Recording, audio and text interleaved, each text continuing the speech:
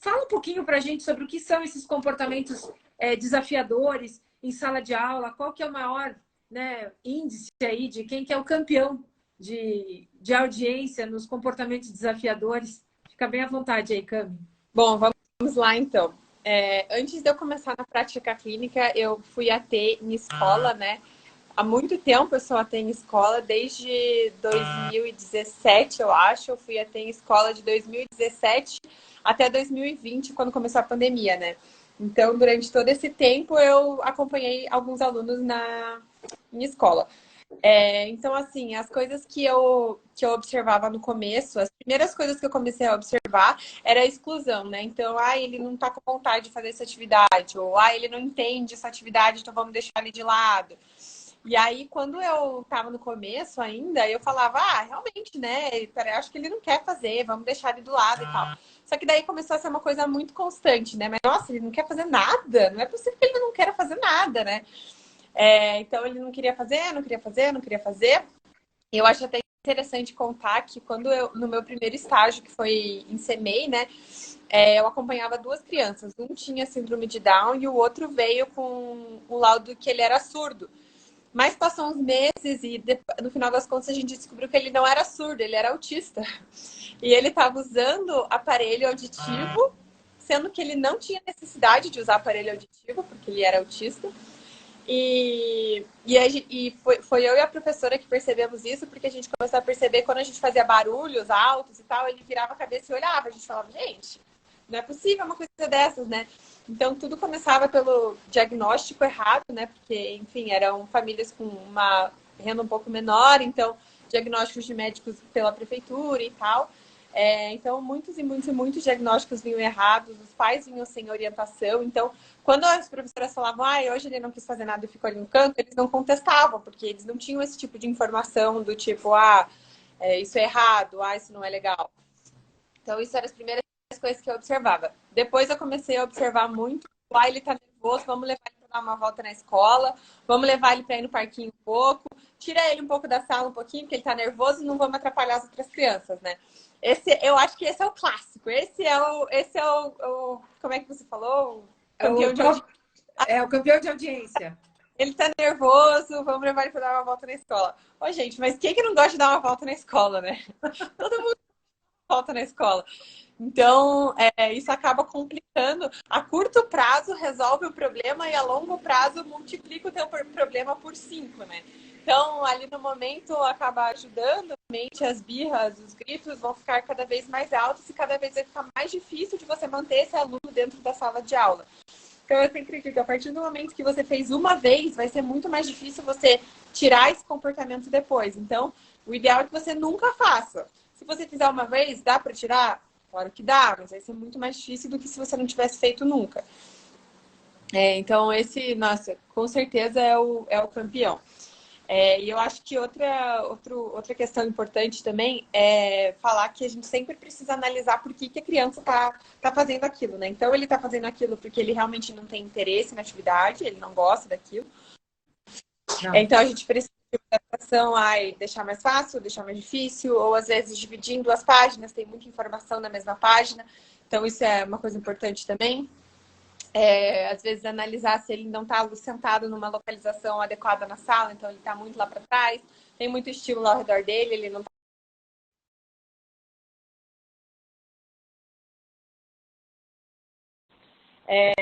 Fora da sala de aula, ali, um momento de intervalo, de socialização, é muito comum, se a criança tiver um acompanhante terapêutico, né, que aquele seja o momento do intervalo do acompanhante terapêutico. Mas, em muitos casos, eu prefiro colocar a acompanhante terapêutica para o intervalo durante a atividade pedagógica e não nesse momento. Porque muitas crianças precisam de modelo verbal para poder interagir com outras crianças, né? E aí, naqueles momentos, elas acabam ficando estereotipando, correndo de um lado para o outro, né? Não fazendo nada, porque elas não sabem o que fazer, não sabem como começar aquela interação, não sabem como começar uma brincadeira, não sabem como se enfiar, né, entre aspas, num grupo que está ali formado entre crianças e tal. Então, isso é outra parte também, que também é uma função do acompanhante terapêutico e do professor, ajudar não só nos momentos pedagógicos, mas também nos momentos sociais. Até porque muitas crianças, né, elas acabam sendo mandadas a escola por recomendação do neuro, inicialmente na demanda de socialização do que em qualquer outra demanda, né? E aí, justamente naquele momento de socialização, a criança vai ficar desassistida, né? Vai ficar sozinha. Então, deixa eles se virarem e tal. Não deixa eles se virarem, a criança vai ficar correndo de um lado para o outro, estereotipando, sem fazer nada, porque ela não tem repertório para o que fazer. E aí, quando eu falo, tem que dar modelo verbal, né? O que isso significa? Pegar ali a criança, né? Levar ela em algum grupo. E daí você pode dar uma dica do que ela pode falar. Se ela falar, esperar ela repetir. Se ela não é verbal, só inserir ela no grupo, falar para as outras crianças inserirem, dar movimentos físicos para ela imitar, ensinar como é aquela brincadeira. Se for uma modulação por comunicação alternativa, é mais tranquilo, né? Pode usar no iPad ou nas fichinhas, depende de qual comunicação alternativa essa criança tiver. Mas sempre dar algum tipo de modelo para ela interagir. Nunca a gente pode deixar a criança desassistida em momentos de interação social, né? Que daí ela fica lá fazendo nada, né?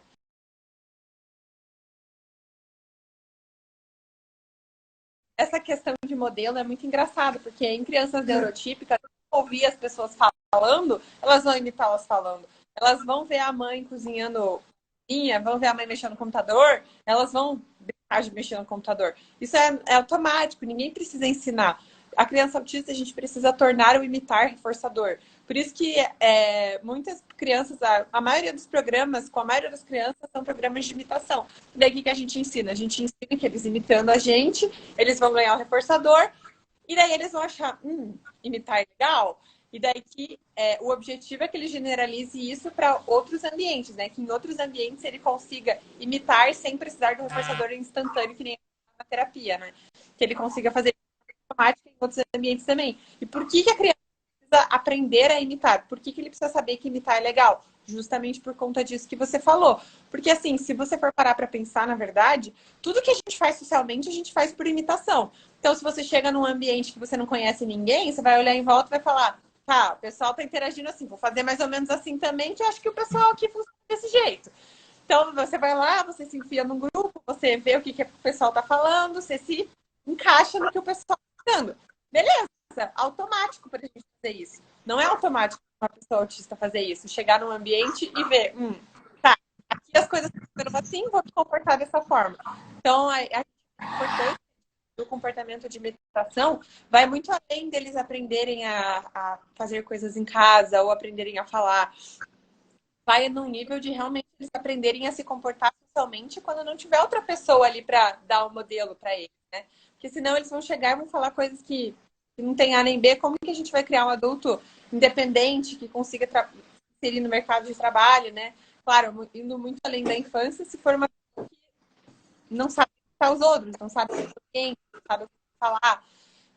Então, assim, se não um dos mais importantes, tirando o contato visual e tal, eu acho que imitação é um dos repertórios mais importantes que a criança tem que ter. E para mim é muito bizarro, né? Porque eu sempre estive com crianças atípicas, ver crianças de 6, 8, 10 meses imitando sem ter que ensinar nada. Eu ficava, gente, como assim? Essa criança já tá imitando meu pintinho amarelinho na mão. Gente, como é que essa criança já sabe isso? Porque para eles é muito automático, desde sempre, né? E para criança autista, isso não acontece da forma automática, né? Não acontece com tanta facilidade. Eu digo isso porque o Pedro, ele começou a entrar no processo de imitação por volta dos 2 anos e meio, né? Então, assim, bem tardio mesmo, assim, né? Então, agora com 4 anos, ele, né, tá com... Esses dias ele até tava dando uma bronca no cachorro do jeito que eu dou, sabe? Então, assim, ele tá bem acentuada essa questão do imitar.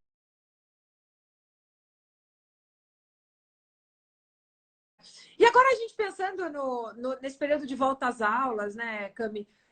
Hoje eu mudei meus filhos de escola, né? Você que me acompanha sabe, eu mudei meus filhos de escola no final do ano passado, então eles estudaram na escola nova 20 dias, né? Enfim, a minha vida não é diferente da de ninguém, de nenhuma mãe atípica, né? Então, eu tive alguns problemas com a outra escola e optei por trocá-lo. E eu acabei trocando ele e o irmão, de forma bem imediata no final do ano passado, final de novembro, mais ou menos. Então, eles estudaram 20 dias na escola nova e agora vai começar esse ano o ano pedagógico, né? Então, a escola já até me mandou uma mensagem solicitando, né, o laudo médico do Pedro, né, com o nível de suporte dele, e solicitando um relatório das terapeutas que o atendem com as recomendações do que deve ser feito. Né? Eu confesso que eu fiquei um tanto quanto feliz com o pedido, porque eu entendo que se a escola ela não está disponibilizando, não sei,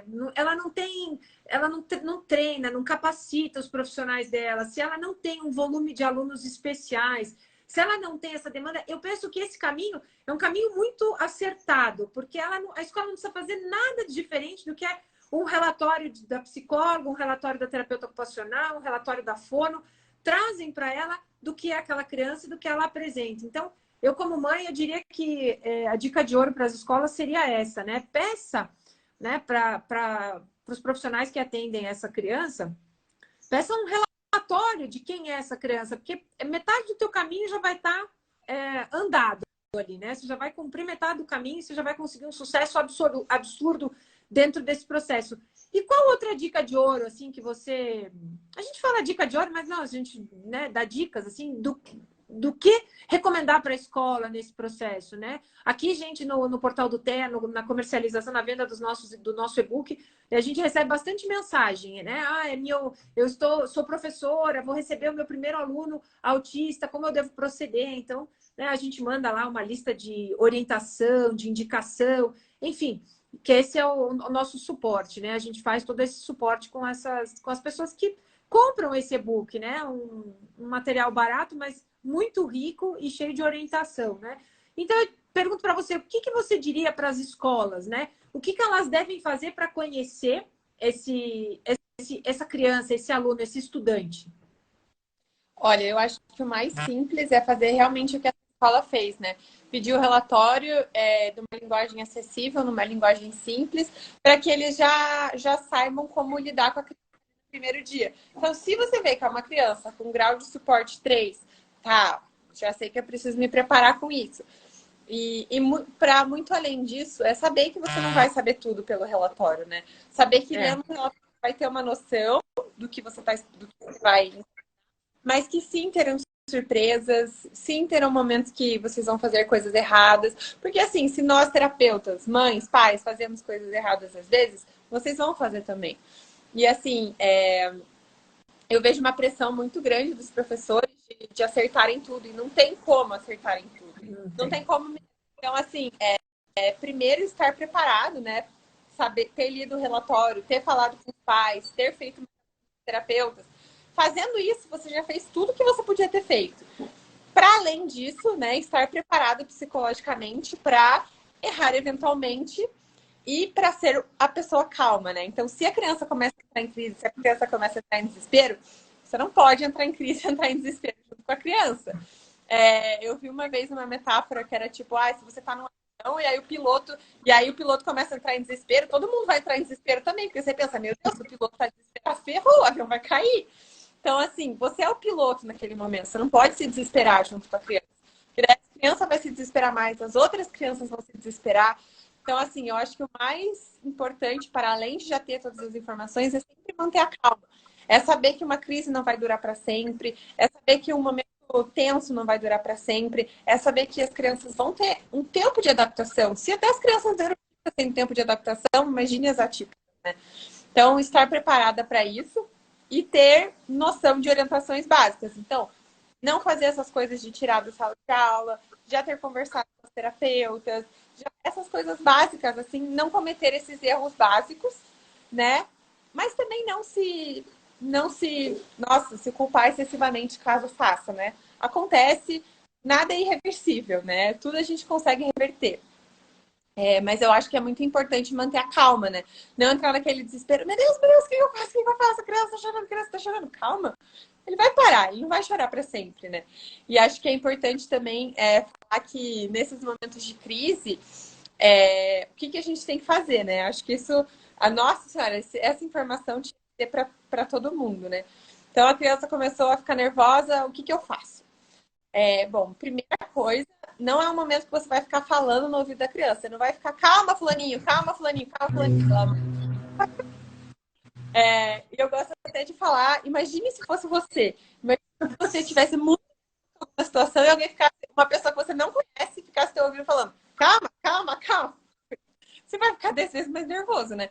Então, primeira coisa, não ficar falando da criança, não ficar, que é isso, que é isso, que é isso, que é aquilo, ó o carrinho, ó não sei o quê. Calma, não fica oferecendo coisas excessivamente, não fica falando excessivamente no ouvido da criança, esteja ali do lado dela, né?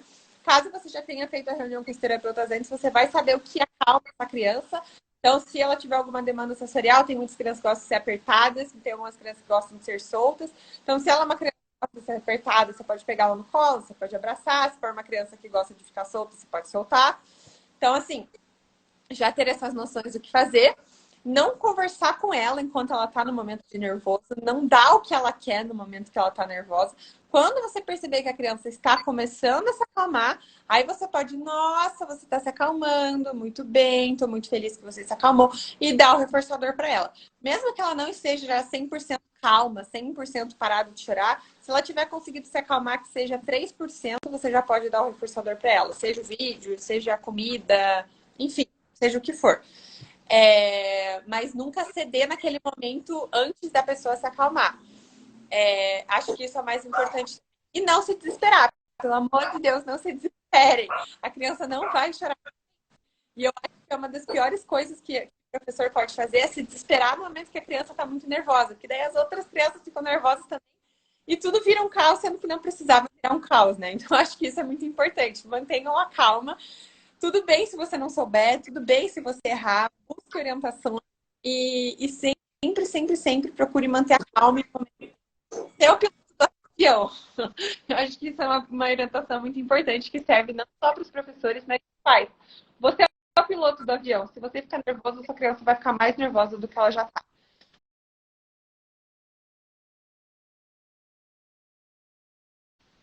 Eu sempre digo que a melhor forma de você evitar esses comportamentos da criança em sala de aula é você conhecendo essa criança. E as únicas pessoas que vão te trazer essas informações de forma bem precisa, principalmente falando de uma criança com TEA, né? Sem sombra de dúvida, são os pais e as terapias, os terapeutas, né? Que acompanham, que fazem essa terapia. A gente não pode falar de comportamento desafiador se a gente não da solução do comportamento desafiador, como lidar com este comportamento, se a gente não conhece essa criança, porque cada uma vai ter um comportamento desafiador. E dentro dos comportamentos que você listou, todos eles são de mecanismos de cada um, né? São individuais, e cada criança ela tem um comportamento desafiador. A gente tem os comportamentos que se apresentam na maioria delas, que aí a gente vai falar das crianças desse estereótipo que cria e do rótulo que vem da criança autista, que a gente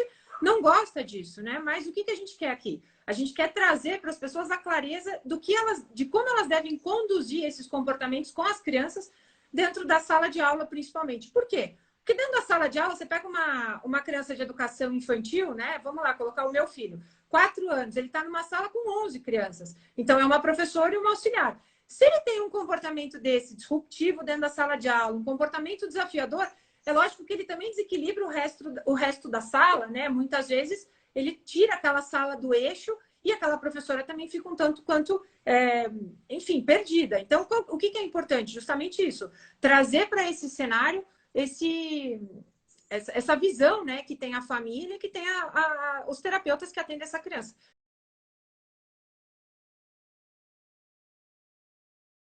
E lembrar que ajustes são feitos no percurso, né? Tudo aquilo que deu errado, a gente pode ajustar. A gente sempre tem a chance, a oportunidade de ajustar, corrigir, fazer melhor. Então, eu acho que é isso que você falou. Acho que você falou uma coisa muito importante aqui hoje. Que ninguém está buscando a perfeição. A gente está buscando a dedicação, a doação de cada um dentro desse processo todo de desenvolvimento dos nossos filhos, né, dos pacientes, dos estudantes, né, enfim, dessas crianças que envolvem aí esse universo todo.